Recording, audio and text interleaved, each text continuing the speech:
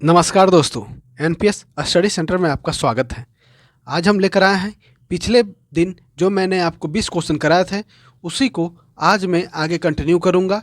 ठीक है, ये आपके लिए कोई भी एग्ज़ाम हो, चाहे वो एनटीपीसी हो, चाहे वो आपका एलपी हो, चाहे वो टेक्नीशियन हो, चाहे वो एसएससी सीजीएल हो, चाहे वो आपका एमटीएस हो, चाहे वो कोई भी अदर एग्ज़ाम हो, सभी जगह ये आपके लिए बहुत ही इम्पोर्टेंट काम करेगा।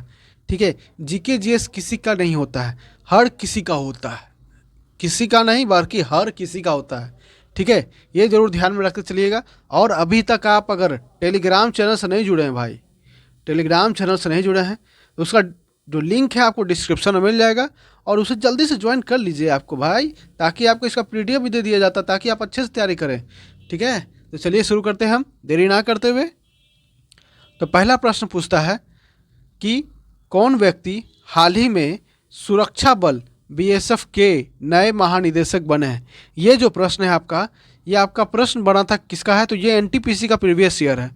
ठीक है, एनटीपीसी का ये प्रीवियस ईयर क्वेश्चन है जो कि 2021 में पूछा गया था। ठीक ना, ये क्वेश्चन सिर्फ तो उसी का ये है। तो पूछा गया है कौन सा व्यक्ति जो है हाल ही में सीमा सुरक्षा बल बीएसएफ के नए महानिदेशक बने हैं। तो 2020 की बात करें, 2020 में जो बीएसएफ के अध्यक्ष थे वे कौन थे, तो वे थे आपके राकेश अस्थाना। कौन थे, तो राकेश अस्थाना थे। कौन थे, राकेश अस्थाना। लेकिन अभी हम करंट की बात करें, 2024 के जो बीएसएफ के महानिदेशक हैं वे कौन हैं, तो वे आपके हैं दलजीत सिंह चौधरी। कौन है, दलजीत सिंह चौधरी जी हैं जो कि बीएसएफ के महानिदेशक हैं। ठीक है, अगर हम बीएसएफ की बात करें, बॉर्डर सिक्योरिटी फोर्स, तो ये जो है गृह मंत्रालय के अंदर आता है। किसके अंदर आता है, तो गृह मंत्रालय के अंदर आता है। गृह मंत्रालय के अंदर आता है। और बीएसएफ की स्थापना कब हुआ, तो 1 दिसंबर 1965 को। कब, 1 दिसंबर 1965 को इसकी स्थापना हुई। किस लिए किया गया था 1965 में ही, क्यों, क्योंकि भारत और पाकिस्तान के बीच में जो युद्ध हुआ था, ठीक ना, उसके बाद ही यह इसे लागू किया गया बीएसएफ को, ताकि यह जो है ये सीमा पर जो होते हैं भारत पाकिस्तान, भारत चाइना, भारत ये बांग्लादेश, भारत म्यांमार, भारत इधर, ठीक है, तो भारत के सीमा पर है ना, इन्हें तैनात किया जाता है। किसे तैनात किया जाता है, तो बीएसएफ के जवानों को ही तैनात किया जाता है। ठीक है, तो अभी कौन है महानिदेशक, तो दलजीत सिंह चौधरी। कौन, दलजीत सिंह चौधरी। किसके अंतर में, तो गृह मंत्रालय के अंदर में आता है। और इसकी स्थापना कब हुआ, तो 1965 में। कब हुआ था, 1965 में। चलिए अगला प्रश्न की ओर देखते हैं। नेक्स्ट प्रश्न आपका क्या कहता है, भारतीय मानक समय रेखा निम्न में से किस शहर से गुजरती है। देखिए, जीएमटी बोलते हैं, ग्रीनविच मीन टाइम। मतलब ये जो होता है ये आपके समय को दर्शाता है। क्या करता है, तो समय को दर्शाता है कि ये समय एक जो है ये आपका इंग्लैंड से होकर गुजरता है। ठीक है, वहाँ से टाइम को पूरे दुनिया को मेजरमेंट किया जाता है। ठीक है, अगर जीएमटी की बात करें तो इसका जो है रेखा जो है ये इलाहाबाद में होता है। कहाँ पे है, तो इलाहाबाद से गुजरती है। कहाँ पे, तो इलाहाबाद से। इलाहाबाद कहाँ है, तो यूपी है। कहाँ है, यूपी है। भारत की बात करें जीएमटी से, तो जीएमटी से भारत जो है 5.5 घंटा आगे है। कितना है, तो 5.5 घंटा आगे है जीएमटी से। कौन, तो भारत। ठीक है, ये होता है जीएमटी कहाँ पे, तो 82.5 डिग्री जो है पूर्वी देशांतर पर बनता है। कहाँ बनता है, 82.5 डिग्री पूर्वी देशांतर बनता है। कहाँ बनता है, तो 82.5 देशांतर पर। ठीक है, कितना बनता है, 82.5 पूर्वी देशांतर पर। वहीं अगर हम सबसे ज़्यादा जो टाइम जोन है किस देश के पास है, यह प्रश्न भी बहुत बार पूछा गया है। तो याद रखिएगा, 4-5 देश का नाम बताता हूँ आपको मैं। जैसे कि फ्रांस में जो है सबसे ज़्यादा है। कितना है, फ्रांस में आपका जो है 12 है टाइम जोन। कितना है, 12 टाइम जोन है आपका फ्रांस में। वहीं रसिया की बात करें तो रसिया में टोटल 11 टाइम जोन है। कितना, 11, तो रसिया में 11। वहीं अंटार्कटिका की बात करें तो अंटार्कटिका में ये आपका 10 टाइम जोन है। कितने टाइम जोन है, तो 10 टाइम जोन है। वहीं अगर हम ब्रिटेन की बात करें तो ब्रिटेन में आपका जो है 9 टाइम जोन है। कितना है, 9 टाइम जोन है। वहीं भारत की बात करें तो भारत में सिर्फ एक ही टाइम जोन है। ठीक है, चलिए आगे बढ़ते हैं अगले प्रश्न की ओर। नेक्स्ट प्रश्न कहता है आपसे, सेंटियागो किस देश की राजधानी है। क्या पूछा है, सेंटियागो किस देश की राजधानी है? तो सेंटियागो जो है ये आपका जो है चिली की राजधानी है। कहाँ की राजधानी है? तो चिली की राजधानी है। चिली कहाँ पड़ता है? तो साउथ अमेरिका का एक देश है। अमेरिका कॉन्टिनेंट का एक देश है आपका, क्या है? चिली है। क्या है? चिली है। जब आप मैप देखिएगा इस तरह से, मान लीजिए इस तरह से मैप है, एकदम नीचे जाता है, यहाँ पे इस तरह से उठा हुआ है, ठीक है। तो चिल्ली जो है यहाँ पे बनता है। कहाँ बनता है? चिल्ली यहाँ बनता है सबसे, ठीक है। चिल्ली कहाँ पे है? तो साउथ अमेरिका में। कहाँ पे? तो साउथ अमेरिका में। चिल्ली का राजधानी क्या है? तो सेंटियागो। वहीं क्रोएशिया की बात करें तो क्रोएशिया की राजधानी क्या है? क्रोएशिया की राजधानी आपका जाग्रेब है। क्या है? जाग्रेब है। जाग्रेब, जाग्रेब है क्रोएशिया की राजधानी। वहीं अगर हम क्यूबा की बात करें तो क्या है? हवाना है। क्या है? हवाना। हवाना जो राजधानी है किसके? तो क्यूबा के। किसका है? क्यूबा के। वहीं अगर हम कांगो की बात करें तो कांगो की राजधानी क्या है? कि ब्राजेविल। क्या है? ब्राजेविले। ब्राजेविले क्या राजधानी है?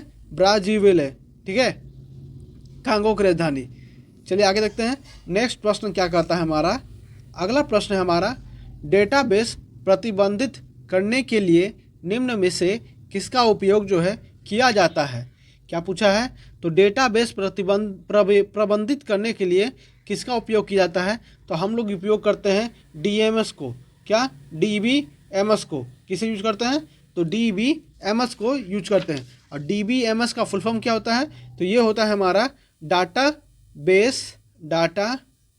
Base management system.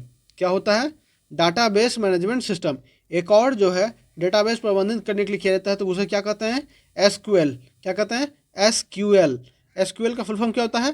तो स्ट्रक्चर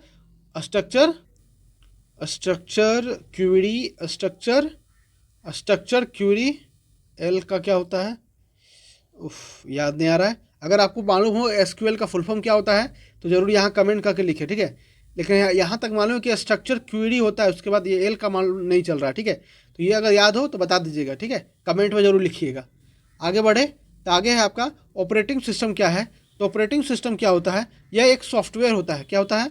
ये एक सॉफ्टवेयर होता है जो कि क्या करता है? हार्डवेयर और सॉफ्टवेयर जो होता है उसके बीच को इंटरफेस के रूप में जो है ना यह कार्य करता है। किसके बीच में? तो हार्डवेयर और सॉफ्टवेयर के बीच के इंटरफेस को जो रूप में है उसको कार्य करता है, ठीक है। कंपाइलर क्या है? कंपाइलर भी आपका जो है एक तरह से सॉफ्टवेयर है। ये जो है प्रोग्रामिंग लेयर होता है। क्या होता है? Programming layer. हाँ, लेयर से याद आया, एसक्यूएल का फुल फॉर्म क्या होता है? तो स्ट्रक्चर क्वेरी लेयर। क्या होता है? Structure query layer. कहते हैं याद नहीं आ रहा था, स्ट्रक्चर क्वेरी लेयर, ठीक है। तो कंपाइलर क्या है? ये आपका सॉफ्टवेयर है जो कि प्रोग्रामिंग लेयर में काम करता है, ठीक है। चलिए आगे देखिए अगला प्रश्न की ओर क्या कहता है। अगला प्रश्न है आपका, मलेरिया के कारण रोगाणुओं की खोज किसने की? क्या लिखा है? मलेरिया के कारण रोगाणुओं की खोज किसने की? तो किसने की है? ये आपका की है चार्ल्स लुई अल्फोंस लेवरन ने। किसने किया है? तो चार्ल्स लुई अल्फोंस लेवरन ने। कब किया है? तो इसने 1880 में खोज किया था। कब किया था? 1880 में चार्ल्स लुई अल्फोंस लेवरन ने मलेरिया के कारण के रोगाणुओं की खोज किया था, जिस कारण से इन्हें जो है 1907 में नोबेल पुरस्कार से भी सम्मानित किया गया था। क्या किया था? तो नोबेल पुरस्कार से सम्मानित किया गया था। कब? तो 1907 में। कब? 1907। अगले प्रश्न की ओर देखें। अगला प्रश्न क्या कहता है हमारा, निम्नलिखित कथनों पर विचार कीजिए। तो पहला क्या है? सिकोया संसार में लंबे वृक्ष होते हैं। क्या यह सही है? जी एकदम सही है। सिकोया जो है संसार का सबसे लंबा वृक्ष है, ठीक ना। सिकोया आवर्तबीजी है। जी हाँ, सिकोया जो है एक आवर्तबीजी है, ठीक है। और सिकोया पाया कहाँ जाता है? तो ये आपका जो है कैलिफोर्निया साइड में पाया जाता है, ठीक है। सिकोया ट्री जो है आपका कैलिफोर्निया साइड में पाया जाता है। तो दोनों ऑप्शन जो है ये है सही है, ठीक है। सिकोया संसार के लंबे वृक्ष होते हैं और साथ ही साथ सिकोया जो है आवर्तबीजी वृक्ष भी होते हैं, ठीक है। चले आगे देखते हैं अगले प्रश्न की ओर। नेक्स्ट प्रश्न क्या कहता है, निम्न में से कौन से एक सदिश राशि नहीं है? अब सदिश राशि और एक अदिश राशि होता है, जिसकी दिशा होती है उसे क्या कहते हैं? अदिश राशि। जिसकी दिशा और एंगल होता है उसे क्या कहते हैं, तो सदिश राशि। अब देखिए सदिश राशि में आपका त्वरण आता है, एक्सलेरेशन जो है ये आपका सदिश राशि के अंतर्गत आता है। विद्युत प्रवाह, विद्युत धारा भी जो है आपका सदिश राशि आता है। वेलोसिटी, वेग जो है ये भी आपका जो है ये आपका सदिश राशि आता है। लेकिन दबाव जो है ये जो है अदिश राशि के अंतर्गत आता है। किसके अंतर्गत, तो अदिश राशि के अंतर्गत आता है। तो आपका सी जो है यह सही उत्तर है। ठीक है, चलिए अगले प्रश्न की ओर बढ़ते हैं। नेक्स्ट प्रश्न है आपका कि कौन सा जोड़ा जो है इसमें गलत है। तो मैग्नेटाइट ये ओड़ है, किसका ओड़ है, तो आयरन का। जी एकदम सही है, आयरन का ओड़ कौन सा है, तो मैग्नेटाइट। पिंच ब्लेड किसका ओर है, क्या पिंच ब्लेड का ओर कौन सा है, कॉपर है, नहीं। मोनोजाइट किसका ओर है, थोडियम का, यस ये भी सही है। तो आपका 1 और 3 जो है यह सही है ऑप्शन डी के चलते। ठीक है, आयरन का ओर और कौन सा होता है, तो एक होता है एक और आपका, एक मैग्नेटाइट और एक होता है आपका हेमाटाइट। कौन सा, तो हेमाटाइट। वहीं अगर कॉपर की बात करें इसका और कौन सा होता है, तो इसका और होता है कैलकोपाइराइट।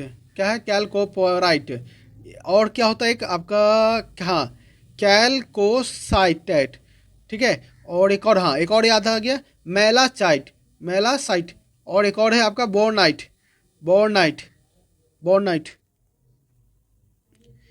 ठीक है, तो ये सब जो होंगे किसके हो गए, तो कॉपर के हो गए। किसके हो गए, तो कॉपर के हो गए। वहीं थोडियम की ओर की बात करें तो थोडियम का और कौन सा होता है, तो मोनाजाइट होता है। क्या होता है, मोनाजाइट। तो ऑप्शन डी जो है इसका सही है। 1 और 3 जो है यह सही है। ठीक है, चलिए अगले प्रश्न की ओर बढ़ते हैं। अगला प्रश्न है आपका, समभारिक क्या होते हैं। देखिए समभारिक वो होते हैं जो कि ऐसे तत्व जिनकी परमाणु संख्या जो है भिन्न होती है लेकिन उसकी जो द्रव्यमान संख्या होती है वो समान होती है, तो उसे क्या कहते हैं, समभारिक कहते हैं। तो बी ऑप्शन जो इसका सही है। लिखिएगा ए में क्या लिखा है कि ऐसे तत्व जिनकी परमाणु संख्या जो है समान होती है लेकिन द्रव्यमान संख्या जो है भिन्न होती है, तो उसे क्या कहते हैं, उसे समस्थानिक कहते हैं। क्या कहते हैं, तो उसे समस्थानिक कहते हैं। ठीक है, नेक्स्ट प्रश्न देखिएगा। नेक्स्ट प्रश्न है आपका कि पंजाब का राज्यपाल कौन है। क्या लिखा है, पंजाब का राज्यपाल कौन है। तो ये भी पूछा गया आपका कब का, तो ये एनटीपीसी का पूछा गया है 2021 का। ठीक है, एनटीपीसी का है, ये 2021 का प्रश्न है। पंजाब का राज्यपाल कौन है, तो उस समय की बात करें तो पंजाब का राज्यपाल कौन थे, तो ये आपके थे वीपी सिंह बदनौर। कौन, वीपी सिंह बदनौर। वहीं अगर हम 2024 की बात करें तो अभी पंजाब के राज्यपाल कौन है, तो ये आपके हैं श्री बनवारी लाल पुरोहित। कौन, श्री बनवारी लाल पुरोहित। वहीं अगर हम पंजाब के मुख्यमंत्री के बारे में बात करें तो वो कौन है, भगवत सिंह मान। कौन, भगवत सिंह मान। ये जो है आम आदमी पार्टी के लीडर्स हैं जो पंजाब के। ठीक है, तो ये हैं सीएम कौन, भगवत मान। कहाँ के, तो पंजाब के। और पंजाब के राज्यपाल कौन है अभी, तो श्री बनवारी लाल पुरोहित। ठीक है, चलिए अगले प्रश्न की ओर देखते हैं। अगला प्रश्न आपका पूछता है, निम्नलिखित कथनों पर विचार कीजिए कि पारिस्थितिकी तंत्र सबसे जटिल पौष्टिकता स्तर का प्रतिनिधित्व करता है। क्या यह सही है, या सेकंड में आयरन की कमी के कारण एनीमिया का कारण बनता है। क्या यह सही है, एकदम सही है दोनों। क्योंकि देखिए पारिस्थितिकी तंत्र सबसे जटिल पौष्टिक आधार का प्रतिनिधित्व करता है, एकदम सही है। क्योंकि देखिएगा कि आपका पारिस्थितिकी तंत्र जो होता है ये आपके पौधे, जानवर, मिट्टी, पानी, हवा से जुड़े होते हैं। किस किस से, तो पौधे से, जानवर से, मिट्टी से, हवा से, पानी से सब जुड़े होते हैं। इसलिए पारिस्थितिक तंत्र के जीवन जो सबसे जटिल पौष्टिकता स्तर है एकदम उसका प्रतिनिधित्व करता है। ठीक है, आयरन की कमी के कारण जो है एनीमिया कारण बनता है, एकदम सही है। ये क्यों बनता है भाई, जब आयरन की कमी होगी तो आपके शरीर में जो है आरबीसी का निर्माण में अवरोधक हो जाएगा। ठीक है, और ऑक्सीजन जो है वो पूरे आपके शरीर तक पहुंचाता है, जिस कारण से ये पहुंचाने में मदद नहीं करेगा। जिस कारण से क्या होगा, आपके शरीर में थकान, कमजोरी, चक्कर, सांस लेने में प्रॉब्लम और जो शरीर जो है आपका पीला होता चला जाएगा। ठीक है, तो ये आपका जो है सी ऑप्शन जो है सही है, दोनों सही है। ठीक है, चलिए आगे देखते हैं अगले प्रश्न की ओर। नेक्स्ट प्रश्न है आपका, सफ़ेद प्रकाश की एक किरण जो है किसी वस्तु की सतह से टकराती है, यदि सभी रंग जो है परिवर्तित होते हैं तो सतह कैसे दिखाई देगी। देखिए सफ़ेद कलर क्या होता है कि सभी कलरों का जो होता है ये मिश्रण होता है। क्या होता है, सभी कलर का ये जो है मिश्रण होता है। जब सफ़ेद कलर जो है किसी से टकराती है तो वापस ये टकराने के बाद फिर एक हो जाती है, जिस कारण से हमें जो फिर से सफ़ेद ही दिखाई देते हैं। क्या दिखाई देते हैं? सफ़ेद दिखाई देते हैं। ठीक है, चलते हैं अगले प्रश्न की ओर। नेक्स्ट प्रश्न क्या कहता है कि निम्नलिखित में से कौन जो है रेडियोधर्मी नहीं है? कौन इसमें से रेडियोधर्मी नहीं है? अब रेडियोधर्मी की एग्जाम्पल बताए तो मैं आपको इसमें से कौन कौन सा है, तो एस्टीन, फ्रांसियम, ट्राइटेटियम, यूरेनियम, थोडियम और एक और होता है आपका प्लूटोनियम होता है, ये सब। ठीक है, ये आपका रेडियोधर्मी का एग्जाम्पल होते हैं। तो इसमें जो है जिरकोनियम जो है ये रेडियोधर्मी का एग्जाम्पल नहीं है। अगले प्रश्न की ओर बढ़ते हैं। नेक्स्ट प्रश्न है आपका, नाइट्रोजन की जैव उपलब्धता बढ़ाने के लिए के मिश्रित फसल के लिए नाइट्रोजन में से किसी एक पौधे को प्राथमिकता दी जाती है। क्या पूछा है कि नाइट्रोजन की जैव उपलब्धता बढ़ाने के लिए किस मिश्रित फसल के लिए निम्नलिखित में से किसी एक पौधे को प्राथमिकता दी जाती है? तो वो आपका दलहन होता है। क्या होता है? दलहन का होता है। ठीक है, दलहन ही एक ऐसा होता है जो कि नाइट्रोजन की जैव उपलब्धता को बढ़ाता है। ठीक है, इसमें जो है गेहूं नहीं, मक्का नहीं, ठीक है, मक्का नहीं, जौ नहीं, लेकिन चना जो है उसमें आता है जो नाइट्रोजन की जैव विविधता बढ़ाने के लिए एक मिश्रित फसल के लिए एक पौधे की प्राथमिकता है। ठीक है, चलिए अगले प्रश्न को बढ़ते हैं। नेक्स्ट प्रश्न क्या कहता है कि आदर्श कठोर वस्तु के लिए यंग प्रात्यस्था गुणांक है। देखिए, जब आदर्श कठोर वस्तु के लिए यंग प्रात्यस्था होता है तो इसका जो मान होता है ये आपका अनंत होता है। कितना होता है? तो ये आपका मान जो है अनंत तक होता है। ठीक है, कितना होता है? तो अनंत तक जाता है, अनंत तक। वहीं अगर हम अगले क्वेश्चन की बात करें तो निम्नलिखित में से कौन जो है सबसे अधिक लोचदार होता है? अब देखिए, लोचदार का मतलब समझिएगा। लोचदार का मतलब होता है कि किसी चीज़ को भी अगर हम अपने हाथ, किसी चीज़ को भी उसको जो साइज को, जैसे मान लीजिए इस तरह का साइज वो है, इसको अगर आप उसे पूरी तरह से छोटा कर दें पकड़ कर, फिर जब उसे छोड़े तो वापस वो उसी साइज में आ जाए तो उसे क्या कहेंगे? लोचदार कहेंगे। तो इसमें जो है इस्पात जो है वो सबसे अधिक लोचदार होता है। कौन सा होता है? तो लोचदार होता है। देखिएगा जब आप स्प्रिंग में जब उसे पूरी तरह से कंप्रेस करते हैं दोनों साइड से, देखिएगा जब उसे आप कंप्रेस करके जब छोटा कर देते हैं, एकदम छोटा कर देते हैं, जब उसे आप छोड़िएगा वापस वो उसी साइज में चला आता है। किस साइज में? तो वो अपने उसी साइज में चला आता है। तो इसमें जो इस्पात है वो सबसे अधिक लोचदार होता है। ठीक है, चलिए अगले प्रश्न की ओर बढ़ते हैं। नेक्स्ट प्रश्न है आपका, एक पक्षी जब है एक तार के पिंजरे पर बैठा है। ठीक है, क्या पूछा है? एक पंछी एक तार के पिंजरे पर बैठा है जो कि स्प्रिंग संतुलन से लटका हुआ है। ठीक है, स्प्रिंग से लटका हुआ है। तो यदि पक्षी पिंजरे के अंदर उड़ना शुरू कर देता है तो स्प्रिंग की संतुलन की रीडिंग क्या होगा? देखिए, अभी मैंने ऊपर बताया है कि कोई भी जब आप स्प्रिंग पर बैठे हुए हैं या तो उसे आप एक्सपेल कर रहे हैं या तो उसे आप डिफ्रेस कर रहे हैं, मतलब घटा रहे हैं। दोनों साइड से जब उसको आप वापस जब छोड़िएगा तो वो उसी साइज में चला आता है। ठीक है, उसी साइज में चला आता है। तो इसमें जो है कोई बदलाव नहीं होता है। क्या बोला? इसमें कोई बदलाव नहीं होता। इसमें जो है आपका कोई बदलाव नहीं होता है। मान लीजिए जैसे कि यहाँ लिखा है कि कोई पक्षी, जैसे यहाँ स्प्रिंग लटका हुआ है। ठीक है, इस पर आपका जो है चिड़िया बैठा हुआ है। ठीक है, चिड़िया जब बैठा है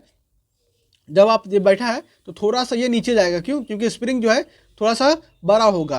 क्योंकि भाई स्प्रिंग ऐसा है, जब उसे बड़ा कीजिएगा तो थोड़ा सा खींचेगा ना तो बड़ा होगा, लेकिन जब वो उड़ना शुरू करेगा चारों तरफ तो जैसे ही उड़ेगा ये वापस जो है उसी रूप में चला जाता है। किसमें? तो उसी रूप में वो चला जाएगा, जिस कारण से इसमें कोई बदलाव नहीं होगा। इसमें जो है कोई बदलाव नहीं होगा। 37 का ए ऑप्शन जो है सही है। चलिए अगले प्रश्न की ओर बढ़ते हैं। नेक्स्ट प्रश्न है आपका, सूरजमुखी या गेंदा के पौधे का रंगीन हिस्सा क्या कहलाता है? सूरजमुखी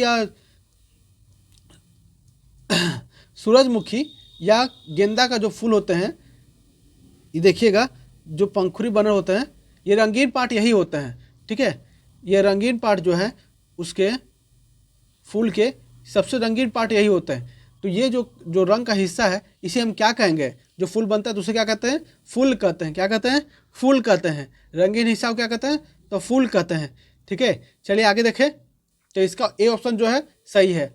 अगला नेक्स्ट प्रश्न क्या कहता है, निम्नलिखित में से कौन से पौधे जो है क्लोरोप्लास्ट डिमोफिज्म दिखाता है? क्या कहा है? निम्नलिखित में से कौन सा पौधे जो है क्लोरोप्लास्ट डिमोफ्लेज्म दिखाता है? तो वह है आपका गन्ना जो है आपको क्लोरोप्लास्ट डिमोफिज्म दिखाता है। कौन? तो गन्ना। ठीक है, चलिए नेक्स्ट प्रश्न, लास्ट प्रश्न देखते हैं। लास्ट प्रश्न क्या कहता है हमारा? लास्ट प्रश्न हमारा, किसी तत्व के समतुल्य वजन और वैधता का गुणनफल इसके बराबर होता है। क्या पूछा है?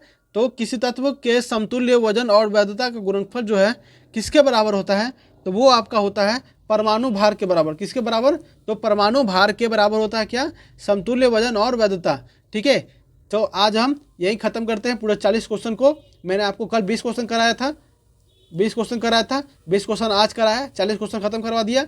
इसी तरह से मैं आपके लिए लाता रहूँगा भाई। अगर अच्छा लगे तो लाइक, सब्सक्राइब, कमेंट जरूर करें और दोस्तों के साथ शेयर करना ना भूलें। ठीक है, और अभी तक आप टेलीग्राम चैनल से जुड़े नहीं हैं तो जुड़ जाए भाई, आपको इसका जो है PDF भी है, प्रोवाइड करा दिया जाता है। ठीक है, तो मिलते हैं नेक्स्ट वीडियो में। धन्यवाद।